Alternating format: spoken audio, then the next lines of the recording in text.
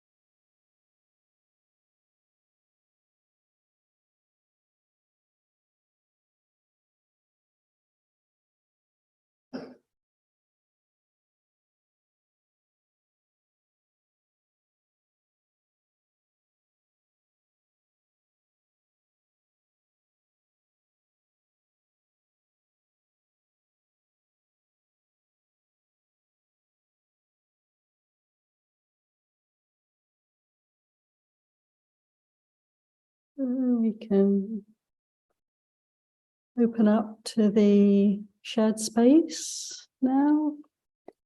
And welcome, big warm welcome again to the Sutta study group. And yes, we're being live streamed, so you're so welcome to either appear or not appear. And we can investigate together, diving back into Vedana Samyutta, Samyutta Nikaya, chapter on feelings, chapter 36. So many wonderful suttas in this chapter. We're going to look at 1 or 2 or 3 today. I thought we could start with some very simple, short teachings, some similes from the Buddha to help to broaden our understanding of the Buddha's teachings on feelings. And we'll see how we go. We have a longer sutta lined up if we have time, but no pressure. We just see where these teachings take us. And this is a collective. Everyone's welcome to contribute with reflections, questions. It's an open forum. So without any further ado, let's launch into the first sutta. I'm going to put it up on the screen. And this is number 12, 36:12.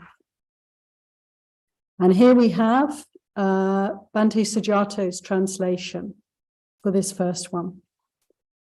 In the sky, Patama Akasa Sutta. And what I'd like to do is invite you just to carry on meditating and tune into the ear sense door and just receive. And I will read this sutta in full.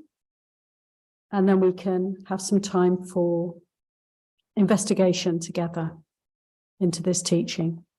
So here we go. This is the Buddha speaking. In the sky, the name of this sutta.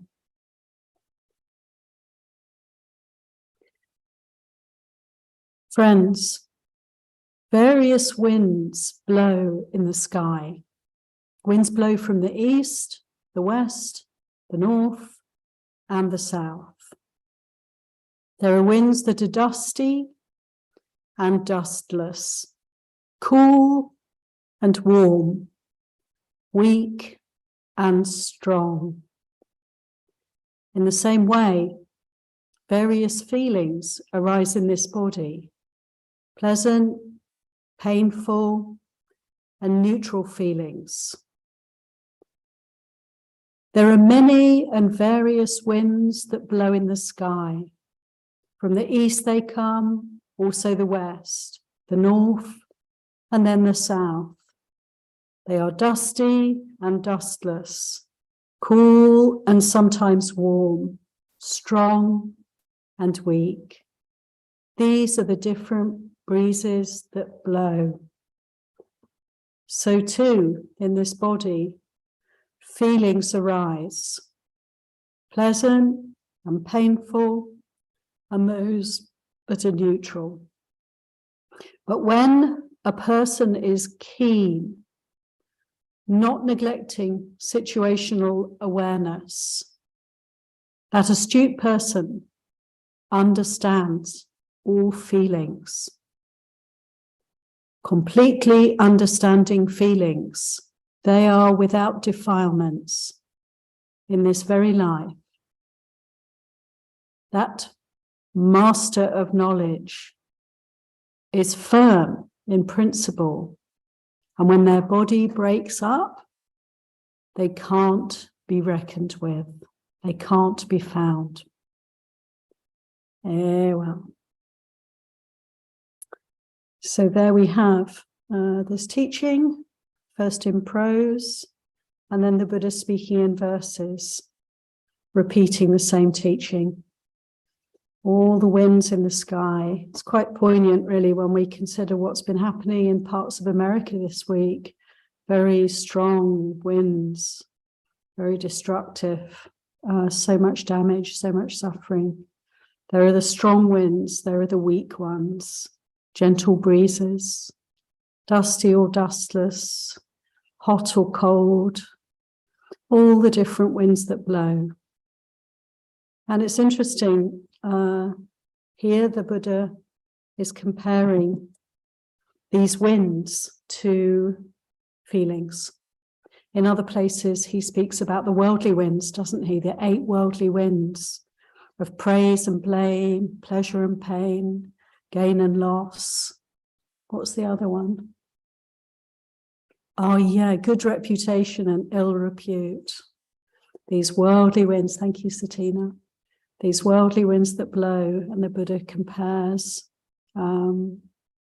these states, these kind of situational states in our lives that can come and go. Sometimes we have a good reputation, sometimes not so good, sometimes pleasure, sometimes pain, sometimes gain, sometimes loss, and so forth. And in the same way, feelings, all these different kinds of winds, all these different experiences that we have with these sensitive bodies.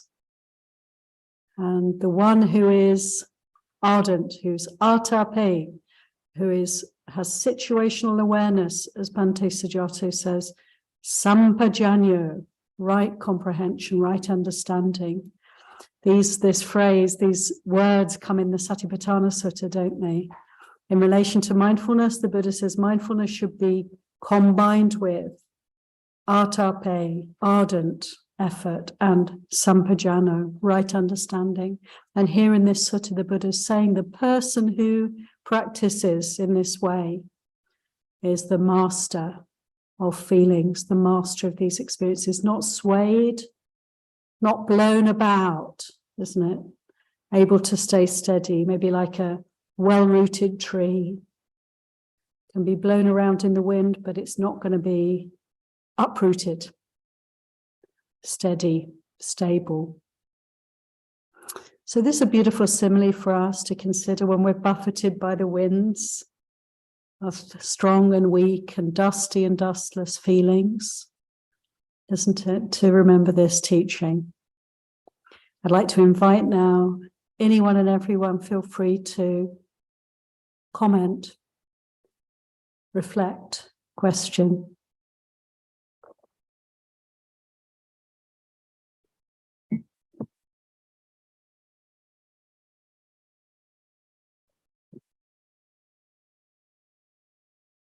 The winds are quiet at the moment.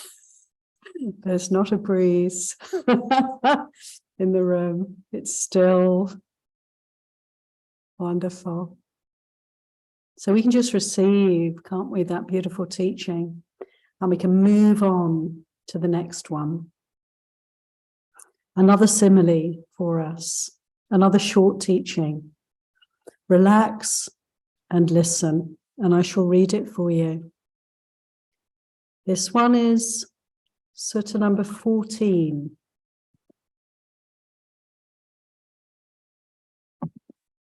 Just get it up on the screen. Here we go. Called the Guest House, Agara Sutta. The Buddha speaking. Friends, suppose there was a guest house. Lodgers come from the east, the west, the north, and the south. Aristocrats come, Brahmins, merchants, and workers all stay there. In the same way, various feelings arise in this body, pleasant, painful, and neutral feelings. Also material, pleasant, painful, and neutral feelings arise. Also spiritual, pleasant, painful, and neutral feelings arise. So again, we have a beautiful simile, and I've actually heard this simile spoken of many times by different teachers, guided meditations, and in Dharma talks. Imagine all the states, feelings, also maybe we can consider mental states, emotional states, to be like visitors coming and going. And Ajahn Chah spoke about this famously, his teaching about invitation to imagine you're sitting very comfortably in your house, say in your sitting room, in your front room, and you're in a very comfortable armchair, relaxing, reclining. Can you open your heart and allow people to come and go, stay as long as they like, make them welcome, and just see how long they would like to visit for. And then bid them farewell, when their time has come to leave. So this simile is often, I've heard it many times in different places from different teachers. It's interesting just to point out that the Buddha describes the guests in terms of the castes, doesn't he? The caste system, which is the same now as it was then. In India, the 4 main caste divisions, the Brahmins, the priestly caste, the Khatyas, the warrior caste, the merchants, and then the lower caste, the workers. And his way of describing all the different types of people. Cynthia.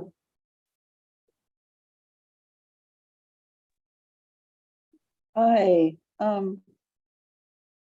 Yeah, I don't know what happened. I lost my internet and came back, so I don't know what the last comment was, but I had a comment that what I really like about this sutta is that it uses the wind as the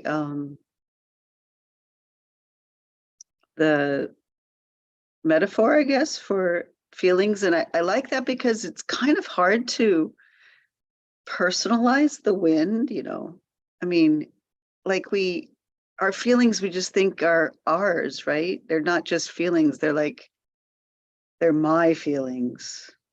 And I would never think about doing that with the wind, So it's like, I mean, one of the ways for me to get space from feelings is really to remind myself that they're not mine. But that's really hard to do, especially when you're in something like really intense. But if it's like wind, then certainly the wind is not mine. I mean, I have no control over that wind. I've been in a hurricane and it's just doing what it's going to do. I'm not going to do anything about that. There's just no way. And so I like that image is very, very good, I think, to sort of help yourself create space from your clinging and attachment. Or my personally, maybe nobody else does this and I'm the only one, but just how I cling to how I feel and think that it's like a real thing or whatever. You know what I mean? That's my comment. Okay. Thank you, Cynthia. That's wonderful. Yeah, thank you for pointing to that, isn't it? In this first sutta, yes, the wind, you can't make these things personal when we see them in this way. It's like, if somebody comes along and hurts or harms us, that's has a very different sense or flavor to it than if it's an act of nature. My house is destroyed because of a hurricane. Well, it's almost like a cleaner sense of, okay, there's no one to blame. I can, start to work with this, come to terms with this. There's no complexity in this regard. So I think that's really beautiful that you point that out. And actually, the first simile has that flavor. The second simile, interesting to speak about guests, feelings as guests that come and go, almost a little bit closer to home, perhaps. I don't know how people feel about that. Both wonderful, opportunities to contemplate how we relate to feelings. Yeah, thank you so much, Cynthia. remembering the impersonal nature of our experience. It's not always easy to remember that, is it, when we're experiencing strong emotions or even strong pleasant or unpleasant feelings. The Buddha's really pointing here to the physical feelings, but we can maybe extrapolate and relate it to chitta, to relate it to moods, to relate it to also mental phenomena. We could extend the simile in those ways, perhaps helpfully. Corinna.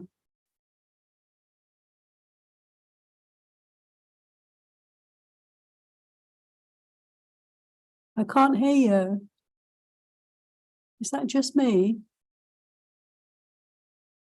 We can't hear you. Oh dear. About this? Yep, got you. Wonderful. Yeah. I had to do a tutorial earlier on Zoom. So settings got changed. Yeah.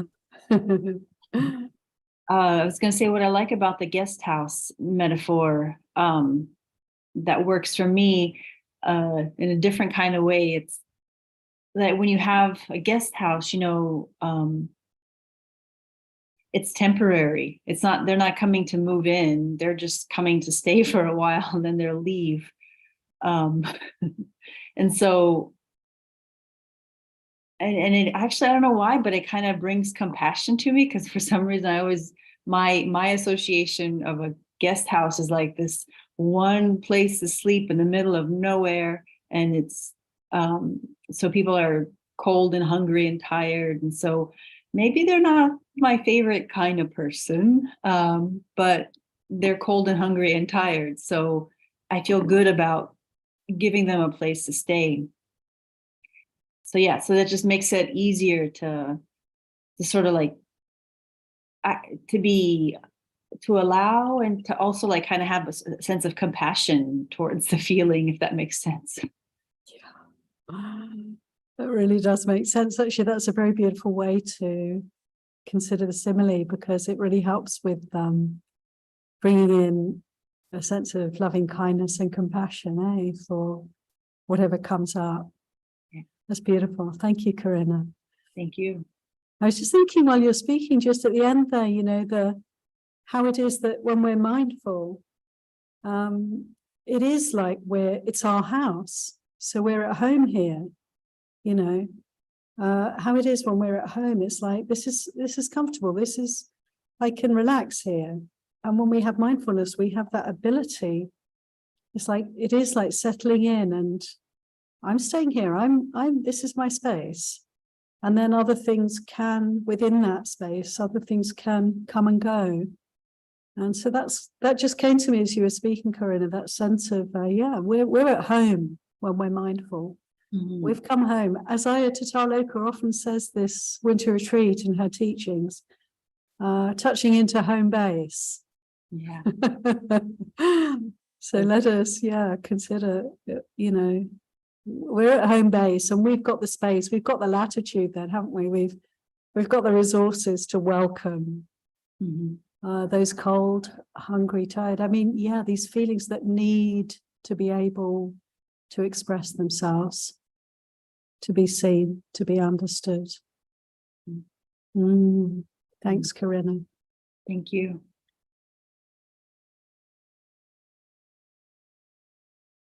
Anyone else have any reflections or thoughts that you'd like to share about these two beautiful similes?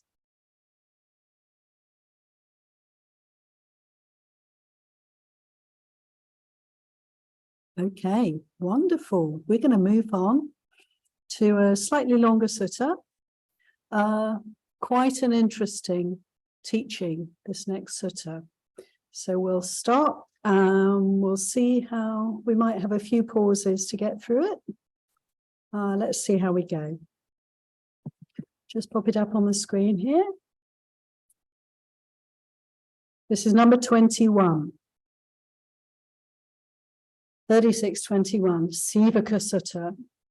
And here, this time I've got translation from Bhikkhu Bodhi, just the English here, to give a different voice. So let's begin. On one occasion, The Blessed One was dwelling at Rajagaha in the bamboo grove, the squirrel sanctuary. This is a place the Buddha spent quite a considerable amount of time in the kingdom of King Bimbisara, who gave this park to the Sangha. And I'm sure I've mentioned before that it's a place you can still visit today.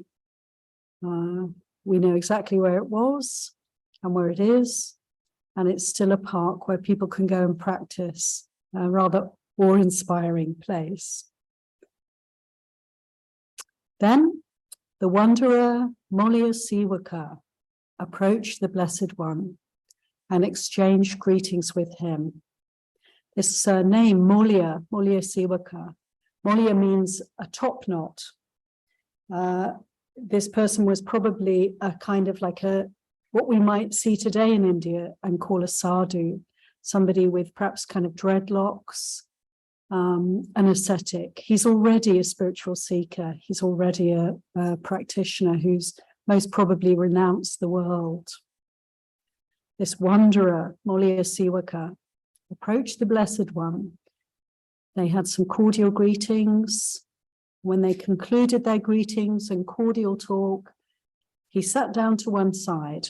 So he's very respectful of the Buddha and very proper in his kind of way of relating to the Buddha. He said to the Blessed One, Master Gautama, here are some ascetics and Brahmins who hold such a doctrine and view as this. They think whatever a person experiences, whether it be pleasant or painful, or neither painful nor pleasant, all of this is caused by what was done in the past. What does Master Gautama say about this? So this is, I think, a good point actually to pause. So this is a view, and I don't know, I'd be interested to hear from any or all of you. Is this a view that you can relate to? Do you think this way, or do you think otherwise? That all that we feel is due to past deeds.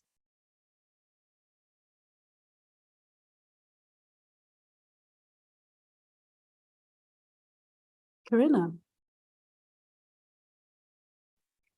I was going to say I normally think that, but I'm not sure how to put it in or understand it, but there's also something non-personal, like it doesn't have to be past deeds that I did. It could be just like biology or the nature of nature, like, yeah. So that's how I'd be curious what your thoughts are on that too, and how to understand that. Like if I'm in a hurricane, is it because I did something to cause myself to be in a hurricane in some past moment, or I'm just in the wrong place?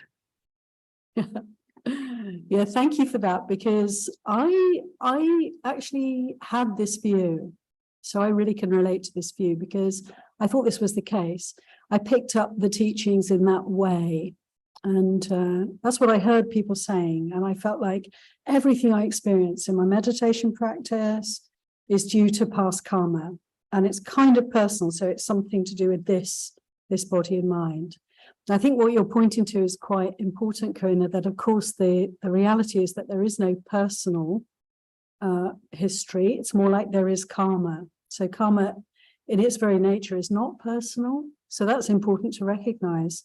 So teasing that out, I think we'll find out from this sutta the answer to this question, but it's like teasing that out and distinguishing between the sense of everything revolving around me and mine, and or a sense of there's karma here, but is everything that happens due to that karma, the karma of this past, relating to this mind and body? So it's an interesting question, isn't it? Let's see now. Sheila, did you want to say something? Good Yeah, afternoon. please. Yeah. I tend to agree with you and Karina, and what comes up for me is less a deed that, again, this body or a particular body did, as much as it's an accumulation of the collective unconscious, our kind of being in this realm, almost like bumper cars for aeons and aeons, and certainly family history. But earlier this morning, we had a Dhamma talk with Aya Ananda Bodhi, and this came up, and it was around some people, say for instance, using the body, a body as the specific reference point, may be grappling with maybe a particular issue.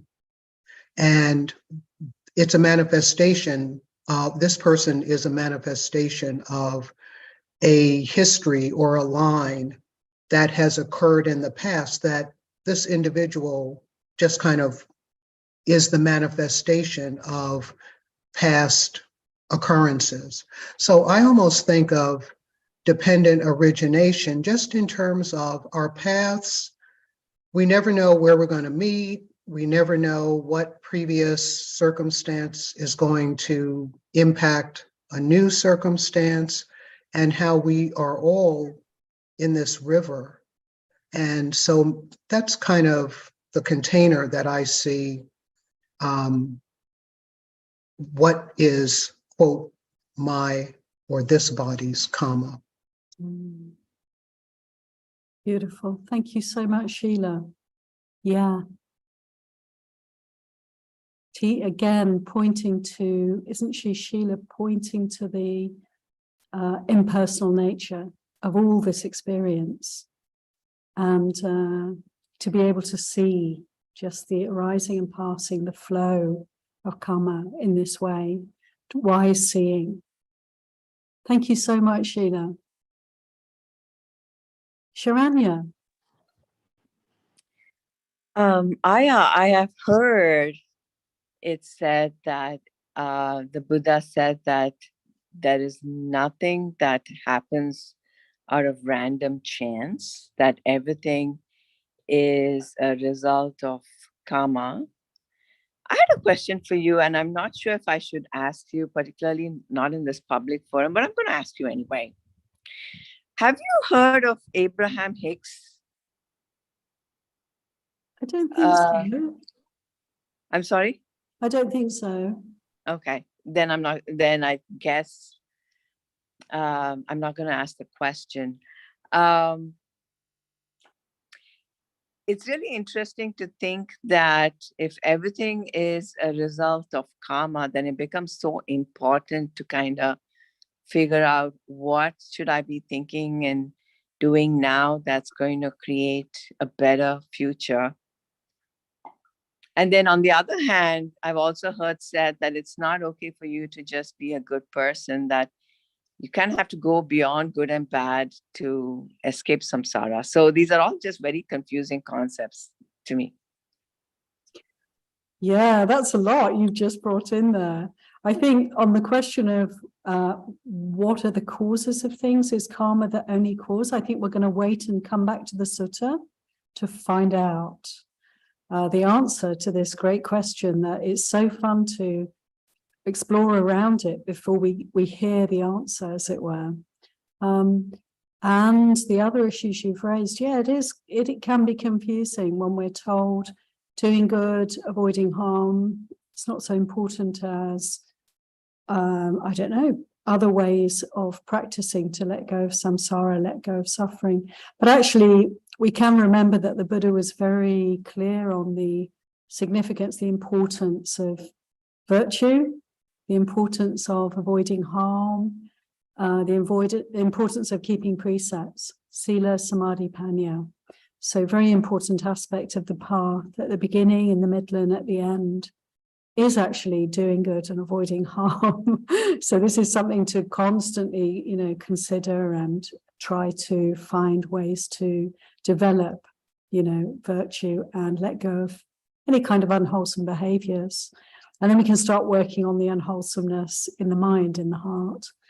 But I hear you, it can be confusing. I think we just want to consider the Eightfold Path again and again, and each of those path factors, how we're working on each one, how we can develop each one, you know.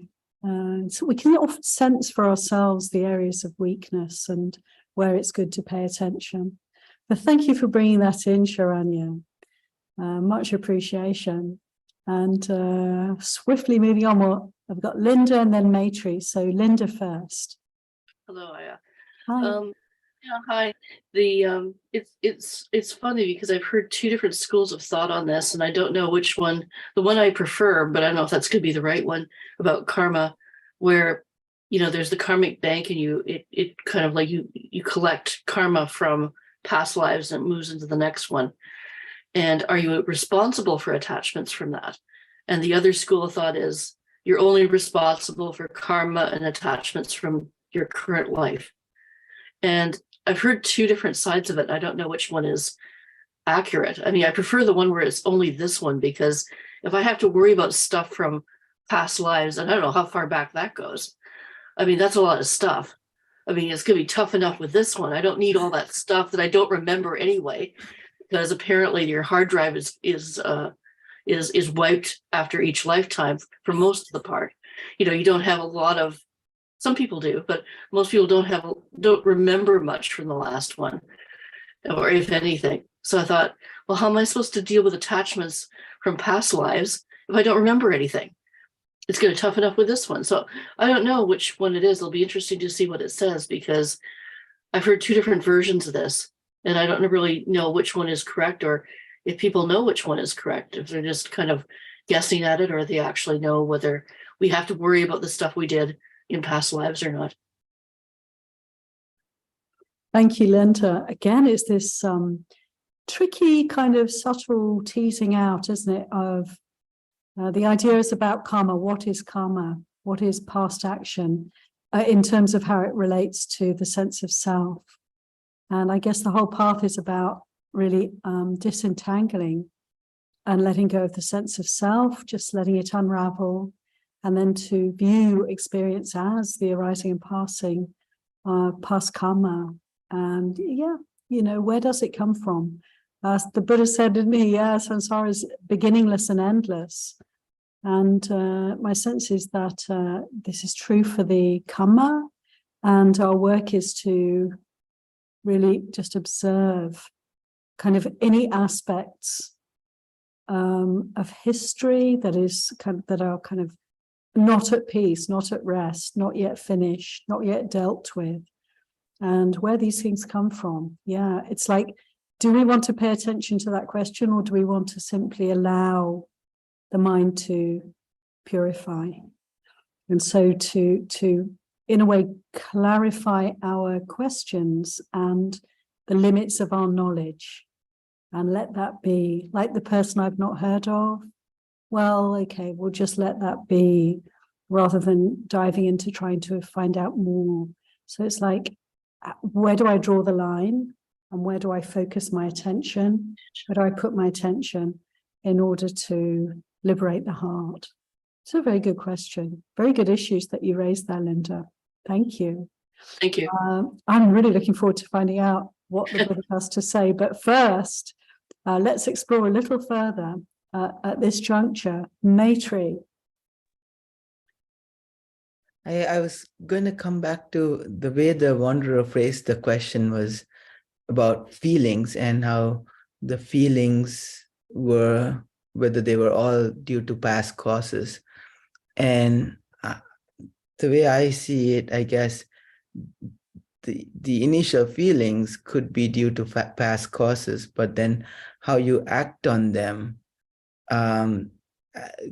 feedback on the feelings itself, you kind of how you take the feelings and how you react to them would double down, and actually could I guess that's what I wanted to bring up there, that while it could be due to past, it could be starting due to past causes. There could be how you react. That's very important. And this is the in the present moment, how you react. That's what the development needs to, the development needs to happen. Sadhu. This is really wonderful Dharma, isn't it, everybody? Because it's true, isn't it, what Maitri's saying? The question is a good question. And yet, in fact, in a way, whatever the cause is of any particular experience, whether it's due to past karma, some past history, or whether it's due to some other reason, and we'll find out what the other reasons might be. But whatever the cause of the experience that we're having, as you say, Maitri, isn't it? The place where we can really make a difference is in our attitude to the experience, our willingness to avoid adding any suffering into the mix, and to actually grow wisdom, witness, bear witness, look at any reactivity and let it go, and just learn from everything. Like Ajahn Chah said, everything is Dhamma, everything's teaching us. So I really appreciate that, Maitri. This is a beautiful injection of wisdom into this whole kind of, how to say, area of karma and how we deal with experience. Beautiful. Thank you so much. Charidama, Joe Ferris, did you want to say something before we continue with this? It was, I raised my hand. Yeah. Yeah. Hi. Yes. I used to think that, or have the view or understanding that, whatever feeling I had arose from karma, past karma, or current karma actions. But then it became a bit unclear about it. So I'm very interested in finding out about what the sutta has to say. In terms of whatever arises, my understanding is that whatever arises dependent upon conditions. But that karma is only one condition. In Abhidhamma, I guess there's identified 24 different kinds of conditions or paccaya that are causal for the arising of phenomena. And karma is one of them, but not the only one. And as you say, what's critical is, and both suttas really point to this, is like the opportunity and really necessity of cultivating equanimity, of regardless of who the guest is, whether we like them or not, whether they're pleasant or, whether they bring pain or whether they bring pleasure, or whether they're just kind of boring and are just neutral, to really be present for whatever kind of feeling. And particularly, what's really kind of amazing about it is that feeling, that link between feeling, conditioning, craving is like maybe the critical link, independent origination, like in the whole cause of suffering. So these seem like really super important understandings to develop, and practice. But I do think it's important to understand that not everything arises dependent upon past karmas. That there's 23 other different conditions, that cause the arising of phenomena. And my other part of the understanding with the other part of the conversation is that, samsara is really awful. We don't remember it. Like, it seems totally unfair that we don't remember what it was that somebody else did, because it wasn't me, but somebody else did in some past life, maybe even countless eons ago, that's now bringing some very unpleasant. We don't mind the pleasant or the favorable, some great experiences, but something really painful or catastrophic.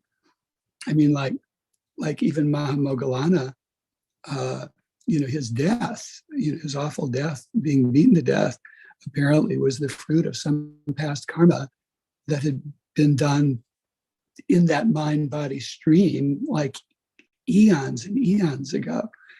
And so, we're kind of accountable for it all. But the good news is that, like, by reaching the first stage, stream entry, the Buddha said you've destroyed as much bad karma as there is dirt on this whole earth. And all that you have left of your bad karma is like the dirt under my fingernail. So, like, just by reaching the first stage, but by reaching, not to become an arhat, just by reaching the first stage, you've destroyed that much karma. So that was really encouraging. So anyway, thank you. This is a super, super interesting and, for me, very important conversation. Thank you so much. That is just wonderful. Everything that you said, I hope everyone's drinking that in. And homework, everybody. Look up in the Abhidharma, what are the 23 other courses? So I don't think we're going to hear 23 in this sutta. Therefore, we have to do the homework and explore further. Thank you so much for those beautiful reflections. Anyone else like to come in at this point? Or shall we dive into the sutta? Okay, I see a question in the chat. We'll maybe come back to that since I'm not sure how to access it now. It's disappeared. But we'll go to the sutta first. And Cadwin, you had a question. If you can maybe raise a hand a bit later and we can address that question, okay? Okay. So let's have a look at the answer to Sivaka's question. Whatever a person experiences, pleasant or painful, or neither pleasant nor painful, is it all caused by what was done in the past? The Buddha says, some feelings arise originating from bile disorders.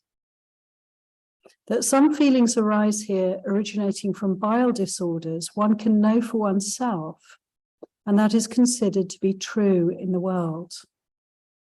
Now, when those ascetics or Brahmins hold such a doctrine in view as this, whatever one experiences, pleasant, painful, or neutral, all of it's caused by what was done in the past, they overshoot what one knows by oneself, and they overshoot what is considered to be true in the world. Therefore, I say that this is wrong on the part of those ascetics and Brahmins. And I shall carry on, and we'll hear about some more causes of feelings that are not due to karma.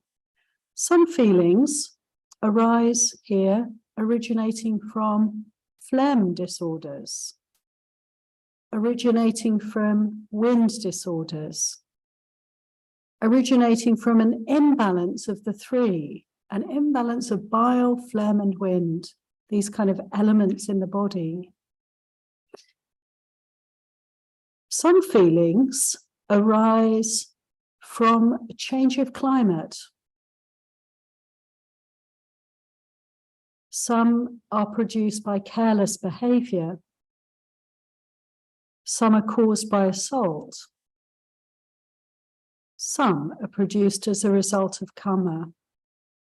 That some feelings arise produced as the result of karma, one can know for oneself, and that is considered to be true in the world. So when people hold a doctrinal view, whatever I'm experiencing, pleasant, painful, or neutral, it's all caused by what was done in the past, then they overshoot what we can know for ourselves. They overshoot what is considered to be true in the world. Therefore, I say that this is wrong on the part of those ascetics and Brahmins. And I'll carry on. When this was said, the wanderer Maulya Sivaka said to the Blessed One, "Magnificent, Master Gotama, magnificent. From today, let Master Gotama remember me as a lay follower who's gone for refuge for life. And a small verse at the end, bile, phlegm, and also wind, imbalance and climate too, carelessness and assault, with karma result as the 8th. So there we have 8 causes of feelings that arise. Isn't that interesting?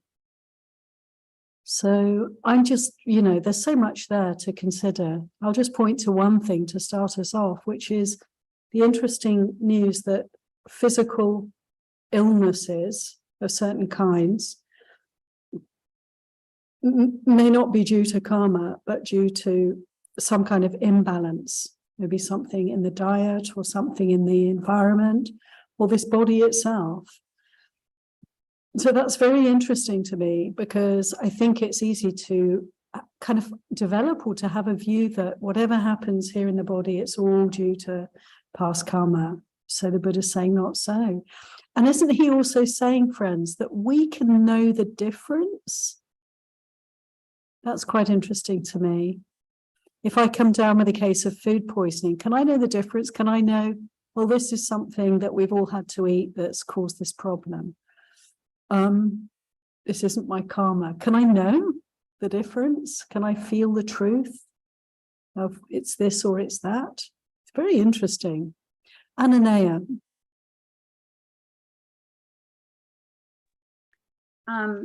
For a period of time, this would be over 20 years ago, I'm sure by this point, but I was pretty enthralled with this, focus your mind and everything will be fine. You can change your life, you can have a hunky-dory life, you will have no travails, et cetera, et cetera. You just focus your mind or listen to this person or that, or this channel or that channel. Anyway, fortunately, as I evolved, and continue to do so, I really put that aside as far as, if this person had got cancer, they were an angry person. Or if they got this or that, they had some kind of thought pattern that was, that was going on, that was adverse or whatever. And for myself, at what I understand to this point is that, as is said in the sutta, so many factors, because we're subject to causes and conditions. Causes and conditions aren't under our direct control. Only the response to the causes and conditions is within our means. So yes, obviously, focusing on what's positive and clearing out the mind, doing as much work as we can to hold the precepts, etc., is going to get us past that kind of erroneous thinking. But I still find that there are people who hold to this, that what you're thinking is the total reason that you are experiencing X, Y, and Z, which is why you get people saying, like in social justice, as somebody in chat just mentioned that just a little while ago. No, people who are suffering horribly, who are in deprivation, etc. Yes, they're subject to causes and conditions. Yes, they landed in a lifetime that was really not as helpful, perhaps. But that doesn't mean that everything that happens to them, the total 100% of their condition, is because of their thoughts and behaviors. That's that old pull yourself up by the bootstraps. Like everybody is going to be able to. That's a U.S.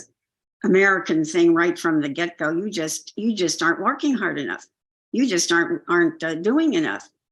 After all, if you just work a little harder, you know what I mean? It's really crazy talk, but people still hold to that. They're somehow working 3 or 4 jobs. You're not doing enough. That's a prevalent kind of vein or thought that's running through our culture at the present moment, or has for a while.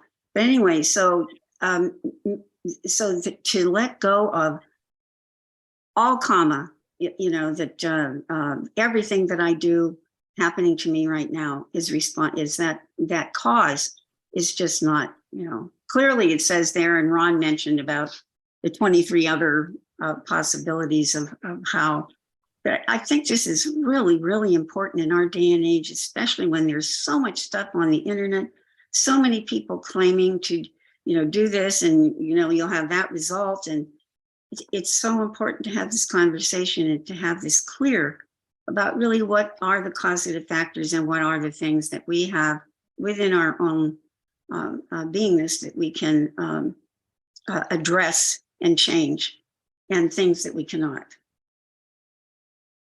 Thank you so much, Ananaya. Sadhu, sadhu, sadhu. It's sort of opening into so many different vistas for me as you're speaking, and I'm sure for everybody. And it's really like, to recognize that we, in a way, what I'm really receiving as you speak, Ananaya, is the sense of, well, we don't know, and we can try to see how it feels, what the sense is of the causes, but at the end of the day, we just don't really know. So let's not worry too much about that, and let's assume that we don't know. So that if there's illness, it's like, yes, it could be past karma, and it may not. Never mind. This is the situation. Let me deal with. But I think that sense of holding and making mine the sense of responsibility. It's a little bit like you were touching in on, Linda, the sense of, well, I did all these things in these countless past lives, so I have to suffer, and oh my goodness, it's all too much. It's actually, this sutta is a real encouragement for me to recognize the importance of responsibility, and also the limitations of thinking in that way, and in a way, the kind of punishing quality that Ananaya you're pointing to that can be there for us when we hold too tightly to a sense of responsibility. And I'm very struck in this sutta by the Buddha mentioning climate change. He's actually mentioning climate change here, isn't he? The change of climate. And also he mentions carelessness, and they actually go one after the other. So for me, there's an enormous amount to consider in this extraordinary, teaching of 2,500 years ago. And the Buddha's saying, let's recognize that changing climate and carelessness are not due to karma. So we can maybe, reflect on that. How much do we feel responsible? And how much should we feel responsible? How much do we need that sense of responsibility to kind of goad us into making changes? Or do we need a sense of responsibility? Is it actually good to recognize that it's not my fault? I don't know. This is a question. This is all up for discussion. Sheila. What comes up for me in the question, taking responsibility, and it's just the rhetorical, what I think of, and I go back to right view, and of course it would be situational, but in that question, how do I take responsibility? Just that question of being accountable, for me, is the category or the lens of would be, could be right view. Yeah. Beautiful. Thank you, Sheila. Or Bringing reflecting right in that way, reflecting what is right view in this moment and in this situation. I may not have clarified that or as clearly as I wanted to. Thank you so much. Yeah. To be guided by right view, to come back to right view, to be able to work with experience skillfully. Sadhu, Sheila. Thanks so much for bringing that in for us. Is it Charudama? Yeah, it's actually Ron or Sarotama, but yeah, no, I think the conversation about responsibility is really like super, super important. And one of the things that's been extraordinarily valuable and important to me is distinguishing between responsibility and blame or fault or guilt or shame. And the really powerful and important distinction that I've learned is that responsibility is always empowering, and that blame and fault and guilt and shame or even credit is disempowering. And by responsibility, a definition that I found useful is just seeing that I am causal in the matter. Because if I see that this mind-body process has the power to cause the experience through mindfulness, through basically the practice of the path, then, because as you said so wisely and brilliantly, who knows why this particular thing is arising? And the Buddha said we go crazy if we try to figure it out. And what we do know and what we can do and be responsible for is how in this moment we respond as in responsibility. We respond to whatever's arising. And so I see responsibility always as being really empowering. And otherwise, it's like we just make ourselves at the effect of whatever's arising. This is happening to me. There's nothing I can do about it. Well, of course, there's nothing you can do about whatever's arising, except, as you said so wisely earlier, and other people have said wisely, how we respond as in responsibility. Beautiful. Thank you so much. That is so helpful. Yeah. I'm reminded how my teacher Goenkaji, he would say, if we think we're, maybe 50% responsible for an issue and they're 50% responsible, he would say, that's all wrong. You have to recognize you're 100% responsible. And as you're speaking, that came back to me, and that understanding. How we take responsibility is everything, isn't it? It's how we use that responsiveness and that willingness to fully open to the situation, and not to make it a guilt trip, as you say, but to make it something like a powerful force that we can apply in our practice. And that's so beautiful, like not avoiding issues, but rather opening to issues. Thank you so much. Totally. Well, a great example of that is in the simile of the saw. Yes. Like where the Buddha, because so many of the Buddha's teachings are teachings about how basically that we're 100% responsible for how we respond no matter what.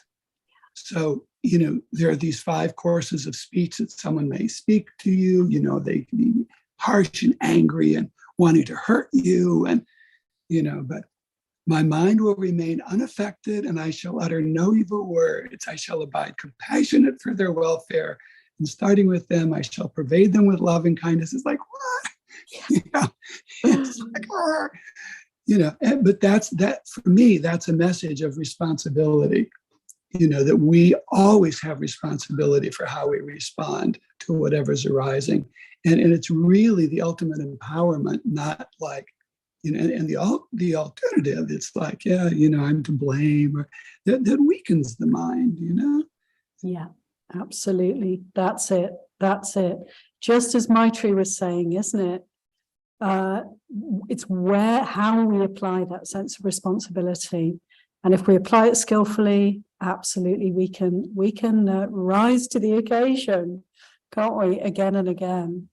It's radical. This is really a radical. Yeah, well, it totally is. I mean, imagine if Anugulimala, had to carry the burden of guilt, rather than just took responsibility for killing 999 people and creating all that suffering, like he couldn't have done anything. He would have been paralyzed. Absolutely. And it's just the supreme guidance, isn't it, for us? Whatever the situation, and coming back to this sutra, it's like whatever the cause is of the situation, never mind. In a way, it's like, I haven't got time to think about that even. I'm so busy dealing with the response due to my Exactly. sense of responsibility, full responsibility, not having any kind of victim mentality, but to take on. And, you know, coming back to this point, these other causes of changing climate and carelessness, I'm really kind of interested in this because in our contemporary time, feels so relevant. And how do we deal with? So to take responsibility, but not to make it like a reason to be caught up in any kind of negative, guilty, averse mind states. But okay, how to deal with this situation? What can I skillfully do and fully take responsibility around this? Very, very interesting. There's so much here to contemplate. Thank you so much for your beautiful reflections. Cynthia.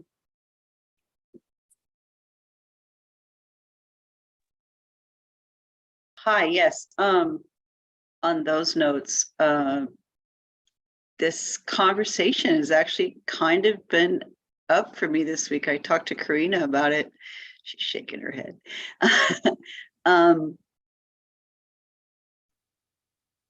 Yeah, so I remember back when I first walked into a Bayagiri after a bunch of stuff happened to me, and I was selfing pretty hard, and I was like having a hard time getting out of the selfing of things that happened. Because I was feeling like, I obviously was an axe murderer in my past life or something, in order for all this stuff to happen. And one of the monks there said, we've all been axe murderers in our past life. And I got reminded of basically that same lesson this past weekend when I was at Pacific Hermitage, that through this example of how chimpanzees treat each other, just how brutal humans have been against each other over time. And we've all been here hundreds, thousands of times, right? So we all carry that sort of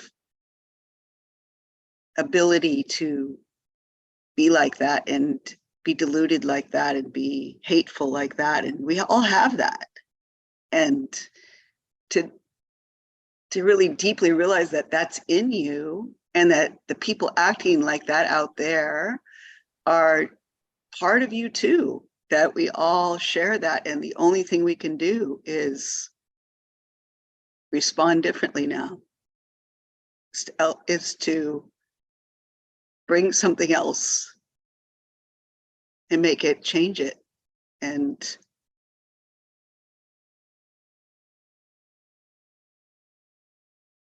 I think that for me, that just realizing that that's in me helps me feel a lot of compassion for the people that are coming from a really bad place. Thank you so much, Cynthia. It's very touching what you're sharing, and so true. Let's not separate ourselves out. Let's not make anybody into the wrong one. It's all about suffering and ignorance and how we find our way, out of suffering.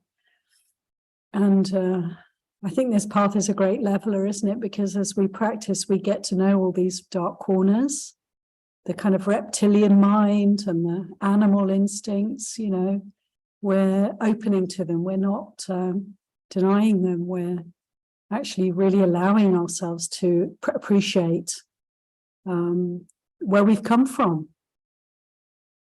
And we have the animal nature that we do. And can we rise up and be human? What is it to be a human?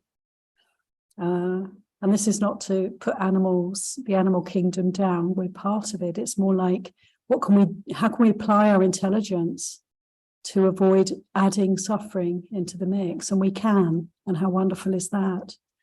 But yeah, just to really own and to open to these instincts and impulses that we have, and that we may read or hear about terrible things happening around us in the world, but let's not think it's all out there, and let's bring it home and have compassion as we understand where these kinds of actions come from.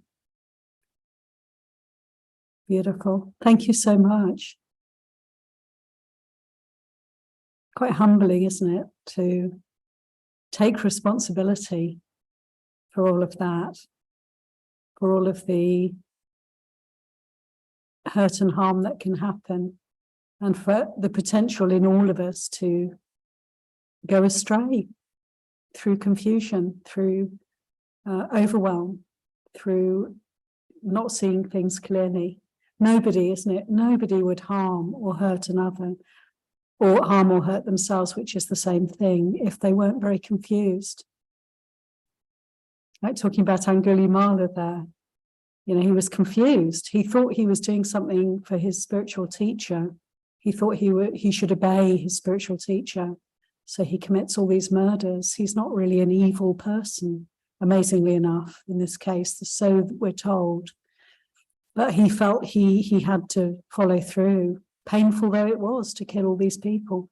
How confused. But actually anyone who hurts and harms anyone, themselves and anyone, how confused, how painful, how much compassion can stream forth from the heart that is more willing to not see separation there, but to see our commonality. Yeah, thank you, Cynthia. Would anyone else like to come in? Yeah, Corinna.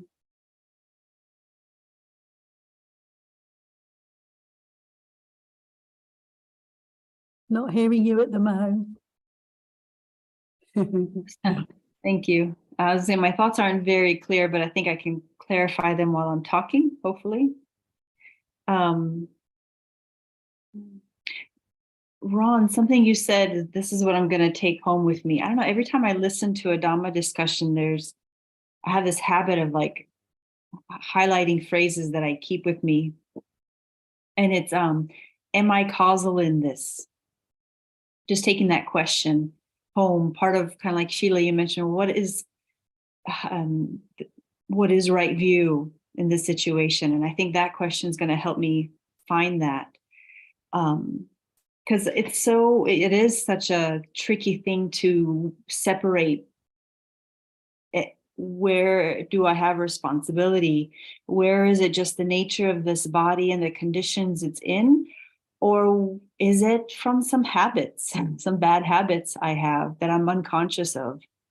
So I guess I guess two things I want to say. Just the acknowledged, I appreciate this discussion right now because, especially in modern times, there's a lot of talk about climate change and responsibility and sort of credits and more polluting nations doing something for nations that haven't polluted as much and are affected a much greater amount, like island nations, and just to look at it through the lens of, am I causal in that? Is this country causal in that country's effect? So I appreciate having that for me to clarify how I understand that. But I actually want to look at it and talk about it in terms of sickness. Because it is really, Ananea, you were saying, some people can really have this idea of like, oh, somehow you're responsible for your sickness from something, and it's a little hard to tease out sometimes, but this may seem counter, like I'm saying. I heard something from Ajahn Brahm, which I really liked also, which was then not to take this life too seriously, which sounds funny, but usually when in Dhamma talks, there's this idea of urgency and like to take this life seriously. But I find it's also helpful to have the other perspective of, not that I'm saying, just be lazy and sit back, but it's like you do your best in this life. And if it doesn't work out, there's going to be another one then. And then you do your best in that one. So when I'm hit with sickness, and I have been lately, there's sort of this, I'm just going to do my best, find out where I'm causal in it, if I can find something and address that.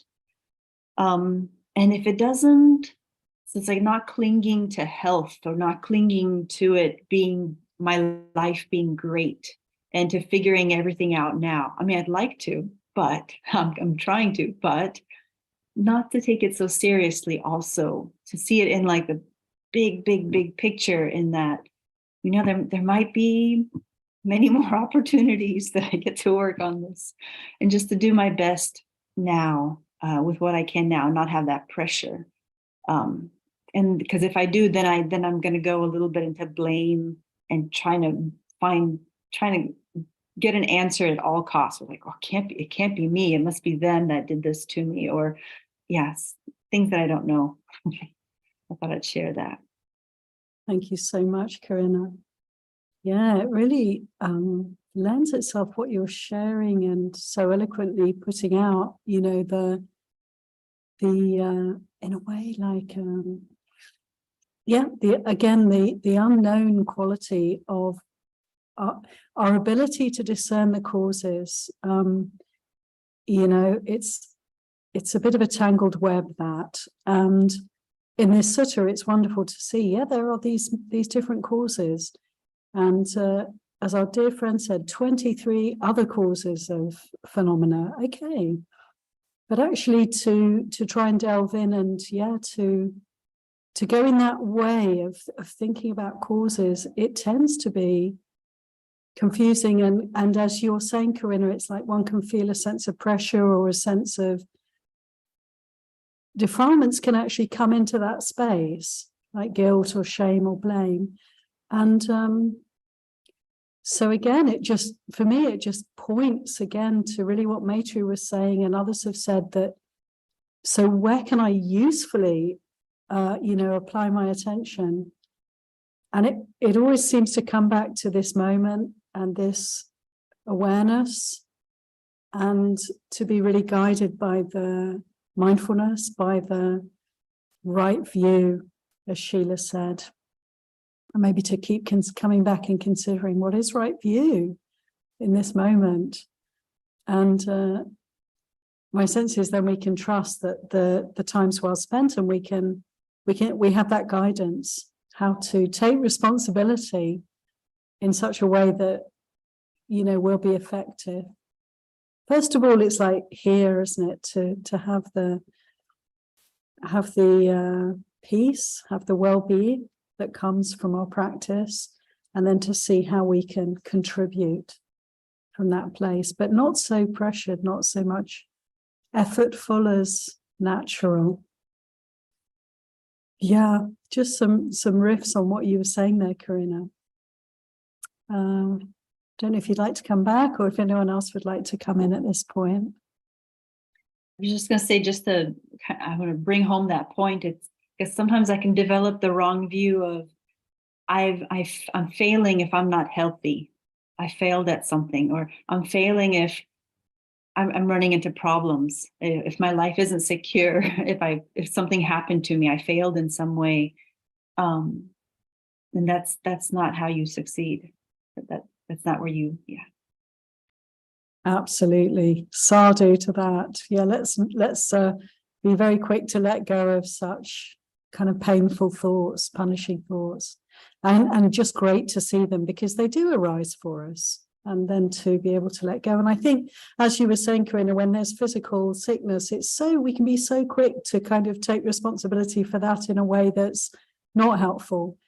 What I mean is, we can blame ourselves or feel we've done something wrong, or something in the past that we can't even remember, Linda, must be something I've done. But actually, to take responsibility is to be present for that illness, right? It's to be willing to open to the situation and to work with the reactivity and so forth. And so it's like, yeah, we can take responsibility, but in the right way.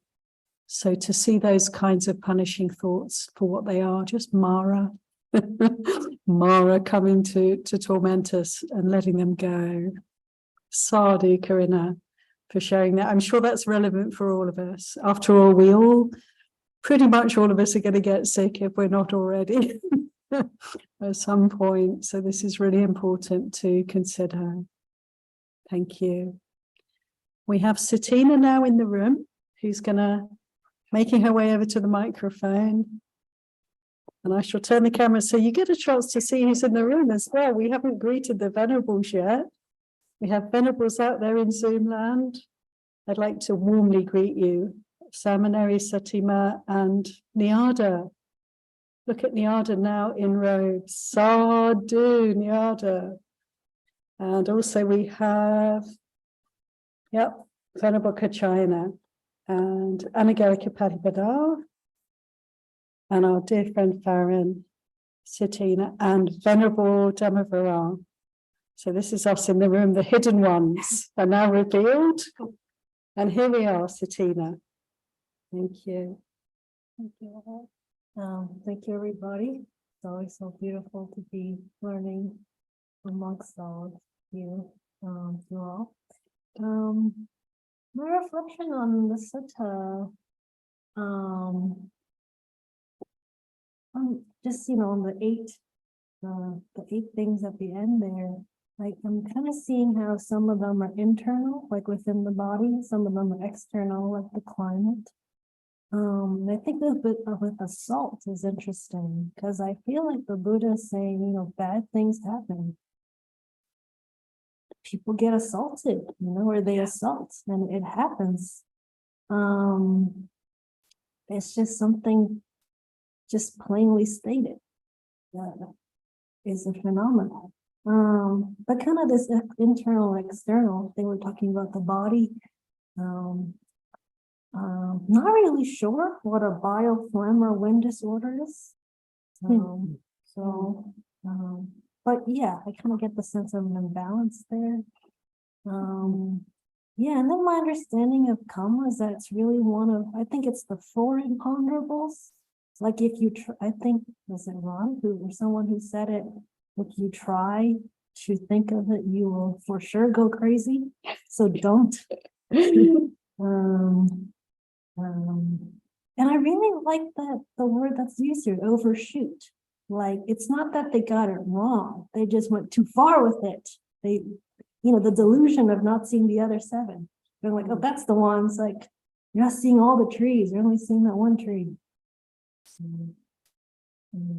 yeah. Not sure what a bioflem or wind disorder is. Good question. Thank you so much, Satina. Oh, brilliant. Yes. Pointing to this expression overshoot. That is really wonderful. I'm so glad you point that out. It's like we're just slightly off the mark. We're going a bit far in a certain direction that's not a right direction. That's tremendous to come back to that sense of how we can make these mistakes in our definition, trying to define the causes. Bio, wind, and phlegm, what do we think about that? This is so interesting. I'm just remembering that the Buddha himself, right, he had wind issues, didn't he? He had stomach problems. He also had back problems. The definition, the ways of understanding the body in those days were perhaps a little bit different from today, but it does make me think of things like COVID, catching a cold, catching a flu, getting COVID. And then you brought in also being assaulted. Isn't it terrible how sometimes when people are assaulted, they will feel that maybe it was because they did something wrong, or they're made to feel that way, that maybe they're somehow responsible. And here the Buddha is saying assault is a one of those things that can happen. Let's not assume it's due to past karma. These things can come. In the case of Moggallana was mentioned, the Arahant monk who was beaten to death. And the Buddha said, oh, it's because of some past karma. Obviously not personal in a sense, not in his lifetime, but some causal factor was there. And this is what happened. But you know, here the Buddha's saying to be assaulted, just assume it's not, or we don't know. But this is a cause in and of itself. So any thoughts from anyone about this or about these disorders, these health issues? Sheila. I just quickly wanted to say, in terms of assault, what comes to mind are the tragedies, for example, last week with all the rain and the trees that were uprooted and people killed instantaneously. And so there can be assault, which is by nature, and not to minimize the loss of life, but that's what I thought of is in this moment, any and everything can happen. The people who literally within a flash, towns floating away, people getting caught in floods in their cars. And it wasn't anything that they did. It was what happened in that moment because of the conditions, and in this case, the climate. Absolutely. Thank you, Sheila. Yeah, bringing that in. Sure, that's there for a lot of us, isn't it? It's in our minds because this is such a shocking and, you know, hugely impactful event that's just happened, not so very far away. Again, it sort of lends for me the sense of opening to the bigger picture, you know, because even seeing karma as the cause of things, recognizing it's not tight and held and self, it's much wider than that, the bigger picture, and then all these other causes too. And again and again, it's sort of pointing to, this is a really good question, and this is a really helpful answer. And then how do we practice? How do we deal skillfully with whatever's present right now for us, whatever the causes? And I'm just so grateful for this conversation about responsibility, its meaning, and how we can apply it. We're pretty close to end time, but I'm very happy to see a hand here from our new venerable. I don't know, is it Nyada? Are you Nyada still, or do you have a different name now? I still remain the same name. I just have I just kind of become a seminary now. So I have seminary Nyada. That is the change. Wonderful. First I tried to catch what you're talking about. But now it seems to be, I understand. And what I think is, if everyone remain quality of calm that we learn from Buddha, that you remain yourself in meditation each day, you be calm and you shut all the door. So all those gonna go into your soul and feeling. You know, this is the way we have to practice to calm yourself for all situations. Things happen because karma. That's correct. It's karma. Every individual one have karma. It may be a mass karma. It means, you know, the number of karma. It's in the same time, and it happens often. So it's more like you swim against the debris of the different floating of the water. So you're gonna see all the things that come with the water. And it's a massive of all the debris. But you have to remain yourself calm for your own healthy. When you remain yourself healthy and quality, and spread the quality of healthy, inner healthy and calm to someone else around you. First of all, yourself, and that aura of your calm, it will spread to your close by, like your family, and your family remain calm and, you know, in the practices of be calming, and then it will spread to the friend of your family, such as in school, at work, and that's the way we have to respond. You respond to yourself first to be calm and continuing strongly, calmly. Don't let all those make yourself inner unhealthy. It can be because it's gonna eat up you each day, but you have to remind yourself, is everyone else karma? It happened because it have karma. Maybe it's not this life, maybe from their past life. You don't know, but you just witness the massive of changing. So we have to get back to look at yourself and stand strongly in your calm self with your practice.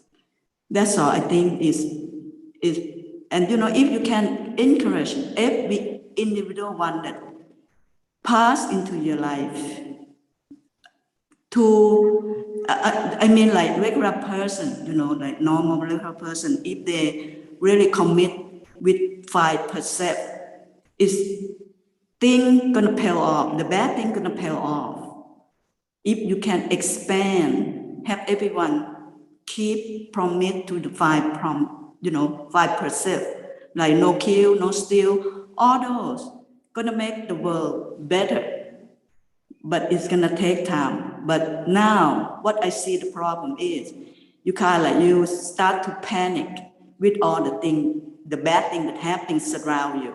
Of course, because it happens often, right? But you have to remind yourself, you have to keep calm and be practice, do meditation and spread that aura of your calm for people around you. And then the better thing will happen. That's what I hope, and I believe, you know, we have to respond to our own individual first. Sadhu. Thank you for opportunity. Sadhu, sadhu, sadhu. Well said. Thank you so much. This is a beautiful way for us to end this session. Big gratitude to you, Nyada, Seminary Nyada. Equanimity. I love the way the words are connected, English word calm and this karma. To be calm around karma, whatever the cause is, in fact, whatever the cause is, can we maintain this sense of peacefulness and equanimity? And I think we can. And I really thank you for bringing this in as an encouragement for us all as we deal with who knows what's next, you know, who knows what causes will arise, and can we stay steady? Can we stay mindful?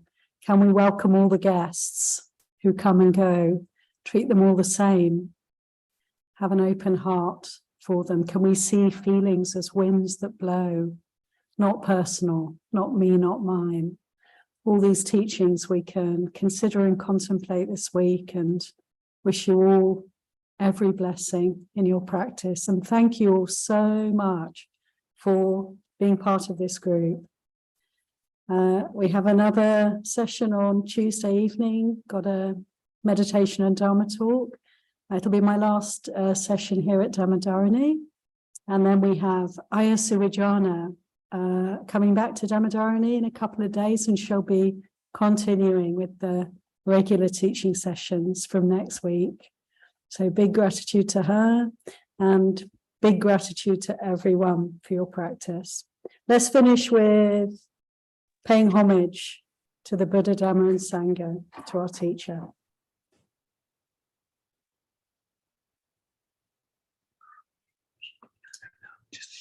Arahant Sama Sambuddha Bhagavata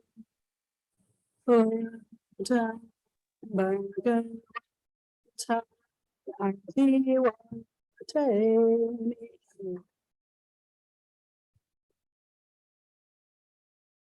Sivakasutta Bhagavata Dhamma Sangha.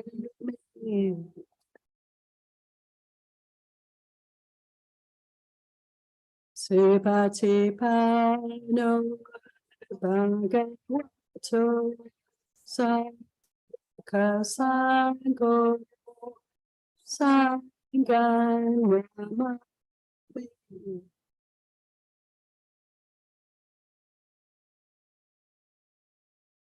Thanks, everyone. Thanks for your chat contributions. Sorry I didn't get into those. Thank you for everything, Aya. You're a Thanks. wonderful teacher. Sadhu, sadhu. Sadhu. Thank you, Aya. It's been such a pleasure to learn and hear from you. I hope you have a safe trip back. And I hope you come back again. I hope you have the opportunity. If they let me back, I'll be back. We'll put in a good word if you can. Aya, do you know when you'll be at Empty Cloud in New Jersey? When you'll be Yeah. teaching there? Well, yeah, I'm going to be there for the Vasa, and they're doing an early Vasa, Sheila. So it's going to be from beginning of July through till the end of September. Excellent. And I'm really looking forward to being with the Sangha there also. So you're not going to New Zealand until October then? Oh, I go to the monastery in New Zealand next year from January. Oh, next year from January. 24. So you'll be in New Jersey until the end of this year. Okay, great. I just Until wanted end to of know what your September. schedule was. I've already gone and checked it out to see about times and stuff like that. So I could follow you. Good Thanks. luck with your tudong in the fall.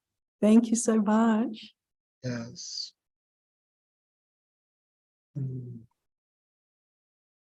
Yes, thank you, Aya. Thanks for being with us, Chelsea. Sadhu, sadhu, sadhu. Sadhu. Thank you, Aya. Thank you so much, Aya. Sadhu, sadhu, sadhu.